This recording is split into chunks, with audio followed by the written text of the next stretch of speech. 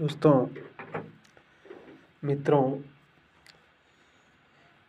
एक कवि और कलाकार की जो पृष्ठभूमि होती है और किस प्रकार से वो एक लंबी साधना के बाद उस विधा या उस कार्य में अपने आप को महारत हासिल करता है, तो उसके पीछे ज़ाहिर-सी बात है उसका एक लंबा संघर्ष भी होता है।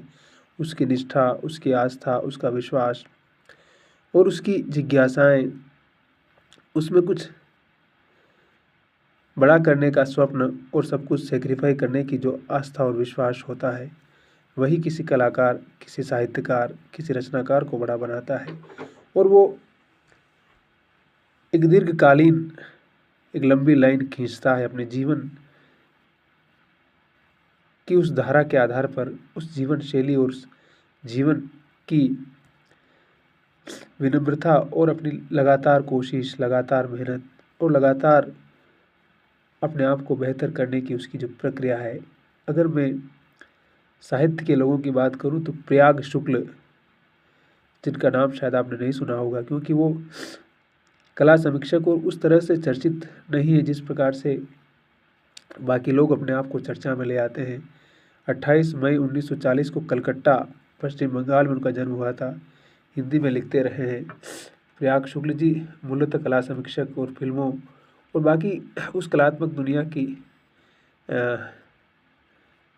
यात्रा करने वाले एक बड़े महत्वपूर्ण लेखक रचनाकार हैं। कविताएं लिखते रहे हैं, अनुवाद भी किया है और कहते हैं ना कि जीवन को बड़ी सरलता से जीने वाले हैं। उनके कविता संग्रह कौन कौन से हैं?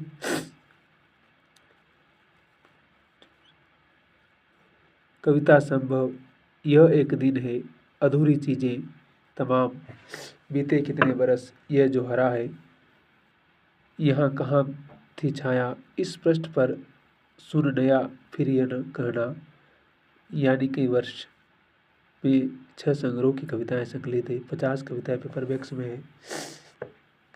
और हवाई हवाई plane zooms past in the sky, अंग्रेजी में भी इनकी कविताएं हैं। तो तमाम भाषाओं में लिखते रहे हैं और अशोक वाजपेयी की जो कलात्मक दुनिया है उसके कह सकते हैं कि उन्हीं की संगी साथी उसी परंपरा में लिखते रहे, इसलिए बहुत ज़्यादा प्रगतिशीलों की तरफ बहुत ज़्यादा हा हू भी नहीं करते रहे कि मैं बड़ा लेखक हूँ, मैं बड़ा विचारक हूँ, मेरे ऊपर लिखो, आप मेरे ऊपर क्यों नहीं लिख रहे हो, मेरे ऊपर पत्रिका का अंक निकालो, मेरे ऊपर पुस्तकों का संपादन करो, मुझे सम्मान दो, मेरे ऊपर बड़े बड़े प्रोग्राम करवाओ। जो एक बहुत बड़ी लालसा आजकल लेखकों में भरी पड़ी है कि आप मुझे पुरस्कार क्यों नहीं दे रहे हैं, मैं तो इतना बड़ा लेखक हूँ, मेरा तो कोई इज्जत ही नहीं है, ऐसा क्या हो गया सब तरफ। तो इनके साथ ऐसा कुछ नहीं है। फिर कहानियाँ भी है, अकेली आकृतियाँ, इसके बाद छायाएँ तथा अन्य कहानियाँ, काई, एल्बम, उपन्यास है, गठरी, आज और कल, लौट कर आने वाले दिन, यात्रा वृत्तांत है, सम पर सूर्यास्त, सुरगांव बंजारी, त्रादाई में ट्राम, हेवेल, कुल्ली की नोटबुक, ग्लोब और गुब्बारे, आलोचना है, अर्धविराम, आज की कला, सत्यजीत राय, एक फिल्मकार की ऊंचाई, Ram Kumar, lines and colours, अंग्रेजी में लिखा इन्होंने। फिर निबंध है, घर और बाहर, हाट और समाज, संस्मरण है, साझा समय, स्मृतियाँ बहुतेरी, अनुवाद बहुत सारा किया इन्होंने। अब देखिए क्या क्या अनुवाद किया इन्होंने। रविंद्रनाथ टैगोर की जो गीतांजलि है, जो आप जानते हैं कि बहुत फेमस टेक्स्ट है, उसका उन्होंने बांग्ला से हिंदी में अनुवाद किया। उसके बाद उन्होंने ओक्तावियो पास की कविताओं का अनुवाद किया। जीवनानंद दास और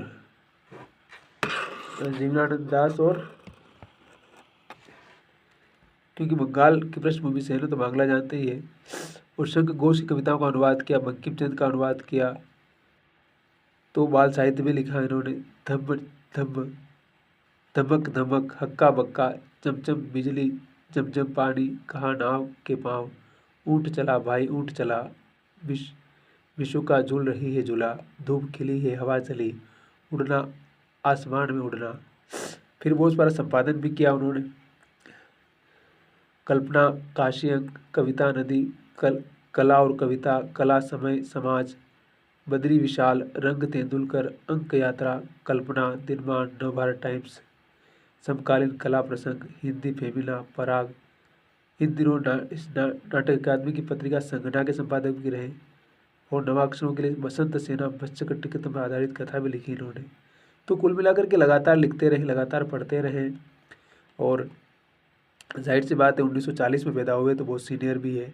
और एक कहते हैं कि एक बहुत हो हल्ला से दूर रह करके जब रचनाकार लिखता है तो हो सकता है कि वो बहुत ज़्यादा चर्चा में नहीं आए या उस पर उससे बहुत वो लोग कम परिचित होंगे जो नई पीढ़ी के होंगे या जो ज़्यादा नेम फेम के चक्कर में पड़ते हैं, ऐसा भी हो सकता है। तो प्रयाग शुक्ल को पढ़ कर के आप हो सकता है कि आपको बहुत सारी चीज़ें शुरू शुरू में समझ में ना आए, कठिन लगे, लेकिन जब धीरे धीरे हम उसमें उतरना शुरू करते हैं हमारी कला की समझ बढ़ने लगती है।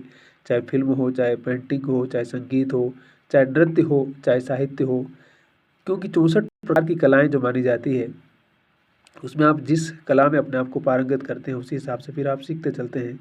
तो प्रयाग शुक्ल जी को पढ़ा जाना चाहिए, समझा जाना चाहिए और इत्मीनान से और धैर्य से गुड हम मॉर्निंग कितना सर। पढ़ सकते हैं ये सबसे महत्वपूर्ण है। ठीक है, बाकी अपना ख्याल रखिए, हंसते रहिए, मुस्कुराते रहिए, मस्त रहिए और शब्बा खैर, आपका दिन बहुत मंगलमय हो, ये शुभकामनाएं करता हूँ मैं। और अपने काम में लगे रहिए और हार नहीं मानना है, निराशा को ज़िंदगी से बाहर करना है और बी पॉजिटिव और होपफुल बना रहना है।